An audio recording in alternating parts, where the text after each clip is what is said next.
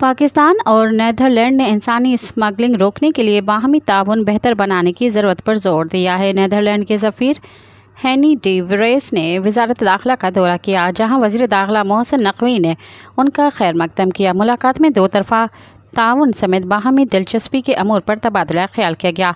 मुख्तलिफ शोबों में इश्तराक कार बढ़ाने पर भी गुफ्तगू हुई। वज़ीर दाखिला ने नीदरलैंड्स की नई हुकूमत और अपनी हम मनसिब को मुबारकबाद भी पेश की।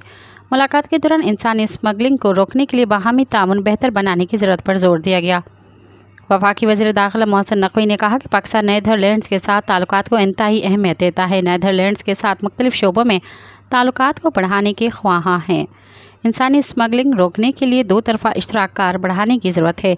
इंसानी स्मगलर्स बहुत बड़ा माफिया है, कोई मुल्क तनहा नहीं निमट सकता। उनका कहना था कि मुश्तरका इक़दामात ही इंसानी स्मगलिंग के ख़िलाफ़ कारगर हो सकते हैं। इस ज़मन में अतालवी टीम जल्द पाकिस्तान का दौरा करेगी।